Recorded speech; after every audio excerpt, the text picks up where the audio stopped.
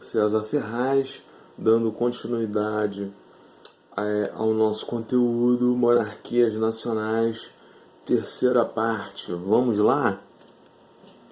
Então nós estamos vendo agora a Guerra da Reconquista, que é muito importante para o conteúdo que nós estamos vendo de formação das monarquias nacionais, no caso de Portugal e Espanha.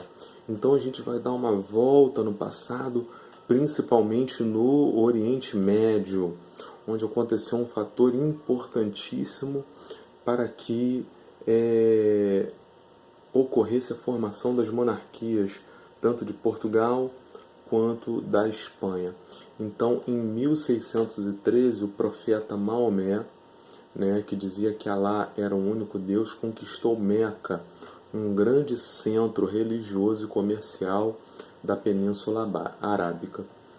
E outro fator, Gibraltarique, em 711, da dinastia Omíada, uma dinastia, uma família real muçulmana, ele se expandiu não só no Oriente, ali na Península Arábica, mas no Oriente distante, no norte da África, e chegou até a Europa. Em 711, ele atravessou o Estreito de Gibraltar, por isso o nome dele Gibraltarique, o nome é Estreito de Gibraltar por causa dele, e ele chega à Península Ibérica. Ele chega e toma o que viria a ser Portugal e Espanha, ou seja, a Europa, uma parte importante da Europa é muçulmana. E esse grande líder muçulmano da dinastia Omíada, Gibraltarique, em 711, ele chega na Europa, chega na Península Ibérica e toma tudo, toma de assalto, tornando aí grande parte da Europa muçulmana. Sem falar também que pelo leste europeu os muçulmanos também chegam. Então a Europa, no período medieval, está praticamente cercada pelo oeste, cercada pelo leste, ok? A gente vê o seguinte, que esse avanço árabe ele é detido na fronteira da Espanha com a França, em 713, por Carlos Martel, dos francos, na famosa Batalha de Poitiers. Carlos Martel aí, ele é antecessor, Carlos Magno, o grande imperador Carlos Magno, é descendente de Carlos Martel.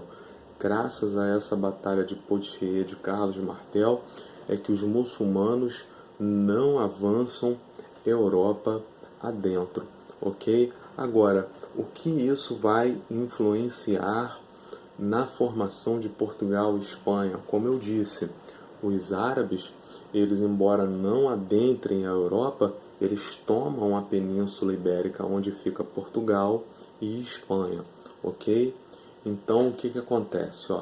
A luta contra os muçulmanos na Península Ibérica fez um feudalismo diferente. Então, o que acontece? Os cristãos na Europa, eles lutaram para expulsar os muçulmanos. Eles logo tiveram que se unir para expulsar uma fé rival, que eles consideravam infiéis, que eles consideravam pagãos. Os poucos reis de reinos pequenininhos que existiam em Portugal e Espanha, eles tiveram que se unir aos seus senhores feudais e falar: nós precisamos libertar a Península Ibérica dos invasores muçulmanos. Então nós aqui, reis, queremos que vocês, senhores feudais, que vocês, Igreja Católica, entreguem o poder para a gente.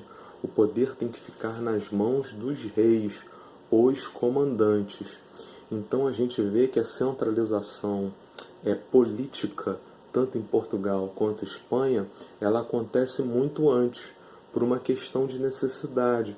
os reis eram comandantes na luta contra os invasores muçulmanos, ok?